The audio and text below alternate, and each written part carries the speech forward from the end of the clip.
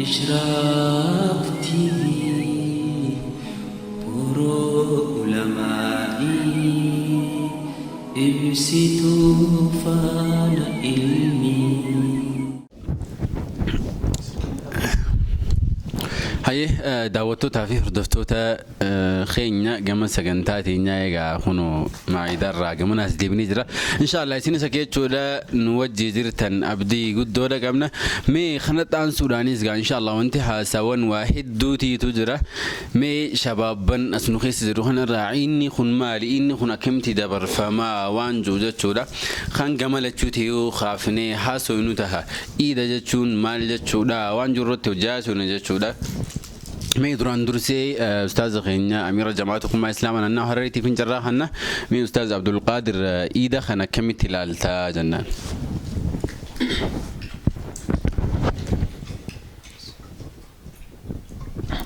بسم الله الرحمن الرحيم. قافي بريدة أنا قافة بوليس خيا كسجنتا إسا ما أرى نوتيس إيدا جمعتو زيارة من بوليس خينيا فامي خديرتي من ساعتي ترجمنا إن شاء الله سجنتا بريدو تنسا وجين دبرسو جرا كناف إن شاء الله عيدا جتشو مالي جدو عيدا جتشوني جمعتو رافود أمي لكن عيدا جتشون كوني تا سبع ساعتين نرنوتي والجنيه نياتا بريدة مئاوا دوغاتي بريدة خنا سبع ساعتين الرفض تجرو خاونيا تجرو وجتبا تجرو جبوه رجرو أمانتا إسلاما خيستي رب سبحانه وتعالى عيد لما نوفكني عيد الفطر في عيد الأضحى سنرى خانو ترى خيس جرو عيد الأضحى يوكاهو عيد عرف اللين جاما عيد أضحى اللين جام عيد أضحى جتشوني كاغويا غمچو غويا سن إسا خيس هولان يوكاهو مرمي بيلدا أنعام الثلاثة دا كيسا وريغا مدين إسا اتجاجيغو جتشو سنندي كان قدمو في تقربا إلى الله تعالى ربي تتين لهاتشو دا نمني كبين يسا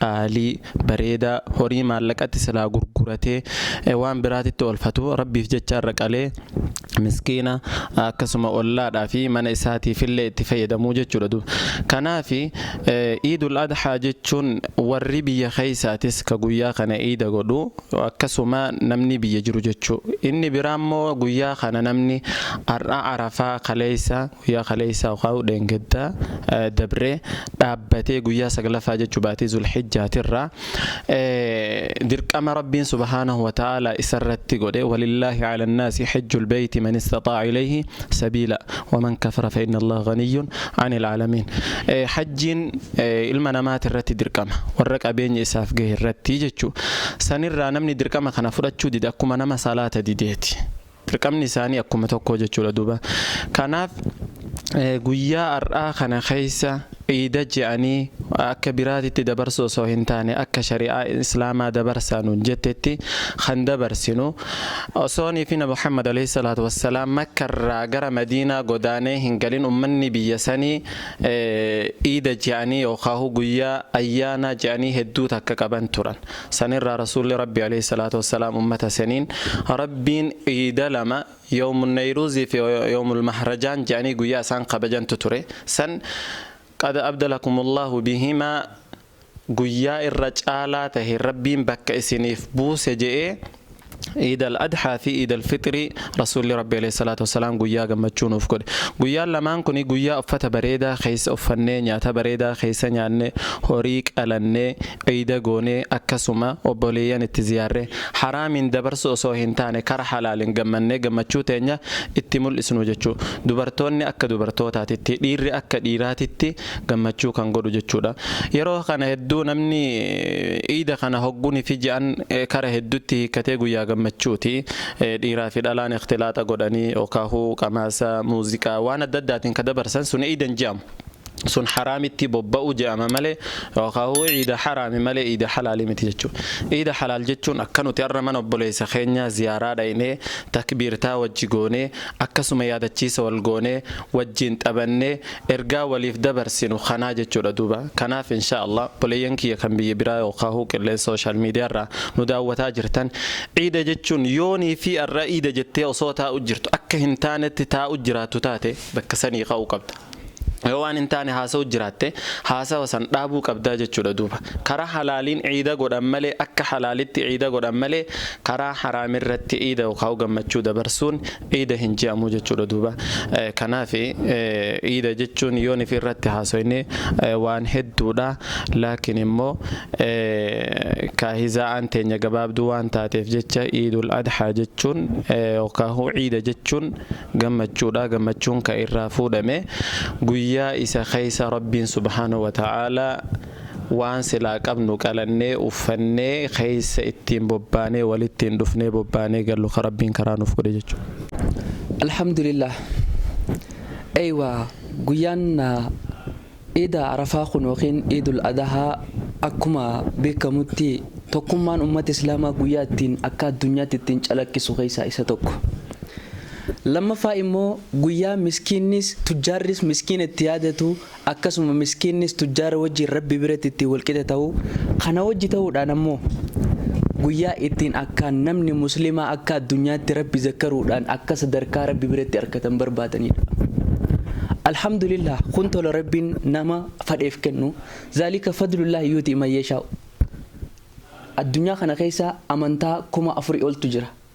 4,000 san keessa islaama sadarkaa waradiitu lakumul islaama diina guyyaa Arafaa kana jeen rabbiin guyyaan amantii keessan itti isinii guute jeen guyyaa kana amantaa kana keessa guyyaa amantoota 4,000 jiran kana keessa nuti akka islaamaatti islaama ta'uu keenyaaf alhamdulillahi rabbil alamin la in shakartum la azidannakum wa la in kafartum inna adhabi lashadid galatanaaf galcha yoo galatana galchuu baattan qixaanni khiyalaaleysaadha jee jira rabbiin warra rabbiif galata galchee akkasuma qixaata isaa jalaa bee rabbiin nu haa taasisu obboleeyyan kiyya waniin ibsuu barbaadu asirratti sagantaalee gaggeeffamu keessatti akka islaamaatti namni islaamaa kun dammaqina guyyaan islaamaa dammaqu keessaa isa tokko guyyaan iida jee miskiinnis dammaqu tujjaarris dammaqu garuu dirqamni dammaqiinsaa dirqama dammaquun filannoo miti jaan filannoo miti waan rabbiin durumaanuu sirratti dirqama godhe guyyaa kana jechuudha. Kanaaf obboleeyyan kiyyaa kanaanin ibsuu barbaade kattiyaanus gaa yoo jiraatanii jenna.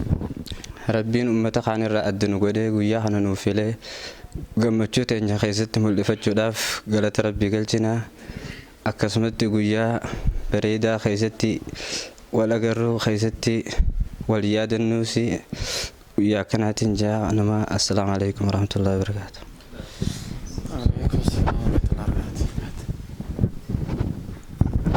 إن شاء الله بالإسرائيل إبراهيم قام بريدة ديبسي جرا قويا خيست ربي ذكروا جيشو وسو قويا بكا دادا دمني تبرجا كماني وانا داق ونلو هنتهين قويا خيست شبابني خينيا ذكري دان قام ربي خيست ديبو جيشو قويا وان يوم الأكل والشرب قويا نياتا في لغاتي خنجاني هون نياتا لغاتي قرد قويا بابتشو وسو هنتهين قويا جيشو ذكري خيست دميساني جي مي اسمعين أمان ليدا تشو لواه ومخانو رتوايا شبابا رتقاما جيشو بالإسرائيل عبد الجبار تندبره عبد الجبار وأسرت تجا مي واي شبابا خنرت كم جد بين شبابات وانتني شباب خرت كنا دابتشو جروف حالاني ياكيس ترى شبابني خينيا أما يرو خنا أكو ما الدنيا تخي سافو جرا دي دم تكفى خنا خي سيو خلا لوتاني شبابني خينيا مال الرهو جرا سمون ساكم جهين وانتي إني ترى أين يرا وافولتي كرول موريلا قولتي هوجتشو جرا خي سافو يرو إيدا تناجي جنو نمني بكادات داتي ولد تلوفيتي شبابني خينيا رغودان ديمي تمجد ترى سلكي شمر راني غورة جتشو ويا حاجة خنا خيسة ديرو أكن متى هذا برمو إسنو عنده برستان قبضن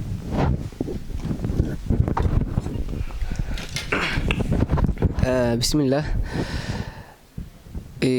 وين شبابا هدونا نما ياتشفتي عمرين درجة جماتون عمري شيطان اللين بربادو عمري ربي اللين بربادو عمري أمانتان تنيلين هدو بربادو يتولا إذا خنا نمني بعد يالين خرا مقالات تلوف دردرة دورة انجتولا وري مقالار لين قبهيتي مقالا خيستي ملفات مال ملساني تقفى مال قرسيسو في فاشين جاني وجما بيالاتي نمني تكا أفتجرو نمني بكمان يوخا أرتستين هاتو يوخا تبتان كوبا هاتو يرو كوبا به وجو عينا أفتيسن uffadhee bakkaan isaan deeggara jechuun booneetiin jira jechuu ibsuu barbaadu jiran. Saniin kan dabare tokkoffaa wanti irra guddaan dardara keenya karaa irratti maqe maali yeroo iidaa kana idanuma salaatanii eegi salaatanii mana galanii nama muraasa warri mana galee fataru jechuudha. Manatti hin galan baanaan bakka oolanii fi bakka bulan maatilleen hamma wallaalu takkatti jechuudha. Eesoo oolan jennaan tokkoffaa gara baadiyyaa kana warri dhufee bifa ijoollee shamarranii yookaan dubara kana lakkafaa takkaa jira. Bifa kamiin lakkafanii gama baadiyyaatti maaltu jira fooxaa fa'aa walirraa butan. Fooxaa ni buttamu ciyoon takka yoo ati hedduu si taatee jiraatti taate deemteetuma yoo si dubbisuu kan diddu taate fooxaa si irraa buttee harkaan maratta yookaan morman marattee deemta jechuudha. Ati bakka nama jiina nama jabaadha. Saniifuu fooxaa barbaada isiin san waan si bira dhuftuuf taraa lama daallee harkachuu ni qabda jechuudha. Kan lammaffaatu kan magaalaa kunoo maali silkii isma akkasan haalaan irraa fagaachuu qabna jechuudha. Ikhtilaaxa guddaadha. Warreen magaalaa immoo dhufnu taate hedduu silkii ismaartii kana qabanii waan janajjanaa fi chaatii waan jedhamaatu jira. Waan khayrii itti fayyadamuu dhiisanii waanuma gizee itti guban takka jira. Teelegiraamaan haa ta'u waatsaappiidhaan haa ta'u waliin haasa'uu jechuudha. Wanti haasawaan waan hin taane lakkoofsa dhalaa barbaada deeman. Bifa kamiin arkatanii maaliin arkatanii san baabaaf danda'ee jira jechuudha. Akkatti arkataniif ni arkatan. Toleemi obboleettii gizuma takka meenaaf dawwali. Ni rakkadhee naaf dawwali abalutti naaf dawwali. Namni kun rakkate jaanii silkiitti kannanii silkii gama isaatti dawwala jechuudha. Bifa saniin silkiin fudhata obboleettiin tiyya tan dhalaadha. Waan kana hin beeytu xiqqoo dhalaanis waan biliqliqiidhaa fi gurratti waan guutan kanaan hedduu shawwatamti. Obboleeyyan keenya kan dhalaa hedduu kanarraa illee tiifamuu qabaniin jaa. Wanti guddaan ammas kan jiru bakka bashannanaa takkaatu jira. Bakka biyya hunda keessa jiraachuun mala bakka bashannanaa kana hundi ni dhaqa. Magaalaa kana keessattis bakka bishaan itti daakan faatu jira. Bakka akkasii faatu jira. Dirtiinis huccuu baastee tadaayituu hatta dhalaalleen tattilaa qabtus ni jirti jechuudha dhageenya jirra. Wanti kulleen hedduu badaadha. Maatiilleen ijoollee isaanii hedduu tiifachuu qabani. Nutiin kun nama shabaabaati. Eegi shabaaba taane iida bakka akkamitti dabarsuu qabna jennaan masjiidaa fi maatii keenya biraa fi ziyaaraadhaan zikriidhaan dabarsuu danda'uudha qabna. Nama harka qalleeyyii itti qabnee gammachiisnee waan qabnu wajjin nyaannee akkasitti dabarsuu qabnaan jaa. Wassalaamu alaikum warahmatullahi wabarakatuh. Bismillahir rahmanir rahim. Iida keessaa iida Arafaat wajjin wal qabate akkuma reefu kaasne san iida Arafaa gizee yaadannu yookaan Iidul Adhaa gizee dhufu wareegama yaadan. Wareegama lubbuu namaa jechuudha. Nu biratti ammaree fi hoolaa ta'u malee kan lubbuu namaa ture sila. Kana jechuun nuti Nabi Ismaa'eel alayhi salaamii if wareeguudhaaf gizee qophaa'u. Maali jecha qophaa'e maaliif wareegu ka'e jaalee rabbi harkachuudhaaf miti waan rabbiin irraa barbaachisan galmaan ga'ee jannata rabbi harkachuudhaaf akka rabbiin isarraa jaalatu akka rabbiin isarraa gammadu barbaaditi. Nutis ayyaanni Arafaa gizee dhufnu wareegama san yaadannee fedhinnaa teenya wareeguu qabna jechuudha. Lubbuu teenya wareeguu illee osoo hin taane fedhinnaa teenya wareeguu qabna. Fakkeenyaaf akkuma obboleessa keenya Abduu Jabbaar reefu jedhee yooniif lubbuun teenya iddoo warri saala kaanii wajjin walillaa qabnee haraam dalaguu yoo fedhinnaa keenya ta'e suyyoo fedhinnaa keenya ta'e gizee ayyaana kan dhufu jechuudha. San dhiifnee wareeynee jechuudha. Waan barbaannu san fedhinnaa keenya san wareeynee gama masgidaa deemuu qabna. Kana jechuun barbaada iddoo Arafaadha waan ta'eef wareegama san jaalannee fedhinnaa teenya wareeynee gama jaalala rabbi harkachuutti akkuma Nabi Muusaan alayhi salaam waajiltu ilayka rabbii litardaa jeesanitti inumaa warra kaan dura fiinee yeroo illee osoo hin geenye yeroo salaataa haa ta'u zikrii haa ta'u yeroo osoo hin geenye akka rabbiin nurraa jaalatu jecha gama rabbiitti jarjaruu danda'uu qabna gama rabbii fiiguu danda'uu qabna jechuudha. Wareegama Nabi Ismaa'eel kan yaadannee alayhi salaamii kabiraa abbootiin maal godhuu qaban kan jiru irratti itti gaafatama guddaatu irra jira isaanirra waa'ee kanaa wajjin wal qabate jechuudha. Ilmi duraan manatti dhorkan ka duraan bakka quraanaa geessan ka duraan masgida jiru mana barnootaatiif masgida gidduu ka jiru har'a ayyaana jennee yoo gadhiisne arruma guyyaa irraa kanaan gabbee akkuma reefu jennu sanitti yoo fooxaa namarraa fuudhe yookaan immoo silkii dhalaa biraarraa yoo fudhate guyyuma tokkicha kanaatu jireenya isaa irratti waan guddaa fiduu danda'a. Jijjiirama guddaa fiduu danda'a. Sababa lakkoofsan fudhateen haasawaan taane hunda baruu danda'a. Yookaan fooxaa waan irraa fuudheef waan hin taane waan haaraa baruu danda'a. Waan duraan nuti irraa dhorkaa turre jechuudha. Saniifuu guyyaanis ayyaana jennee ijoollee teenya gadhiisuu osoo hin taane Rabbiin guyyaa ayyaanaatis numa jira, ibaadaanis numa jirti, zikriin numa jirti, guyyaa ayyaanaatis guyyaa kaanis. Ijoollee teenyarraa guyyaa ayyaanaatis numa gaafata, guyyaa kaanis nu gaafata. Saniifuu ilmaan keenya eessatti akka bahan, eenyu wajjin akka isaan deeman, saahibban isaanii eenyu akka ture, kaju'u guyyaa ayyaana kana irratti xiyyeeffannee laaluu qabna jechuudha. Ayyaana jennee haada hiikuuf hin qabnu. Nuti ammoo warri shabaabban gurguddaan ammoo akkuma wareegama guyyaa wareegamaati waan ta'eef fedhina teenya hunda wareega goonee Rabbiif jecha akka Rabbiin nurraa jaalatuuf wareega goonee zikriidhaan dabarsuu qabna. Tahliilaan tasbiihaan dabarsuu qabna jechuudha. Ajiriin isaallee guddaadha waan ta'eef akkasitti dabarsuu qabna anjaa galatuma. بسم الله الرحمن الرحيم الحمد لله وحده والصلاة والسلام على من لا نبي بعده وبعد الحمد لله رب العالمين الردي بيه بقى ربين إذا عرفادا التين ولمانو التين نجيه إجا إدي عرفادا أكما بيكم متي إذا عرفاك زيجن عيد الأضحى إذا كلمات التبيكم لعله أباخينيا إبراهيم الرا شريعته سنفدف الميسا إسماعيل يروني في نبي خينيا إبراهيم عليه السلام الميسا نبي إسماعيل قالوا داف خيتي ربين أجج اتقولي المخي خنا كالي جين يروسن أجج ربي قوتو داف يرو إن خي الميسا قالوا داف خيسن ربين قرتي وفضيناه بذبح عظيم هولا قدادان هولا جنتات الربين فداء ستاسس يجو أتشرى أسكئتي شريعتي نفدف يجو أضحيان كلمتي يجو أضحيان كلمخوني أكاتا اتكالا مقابا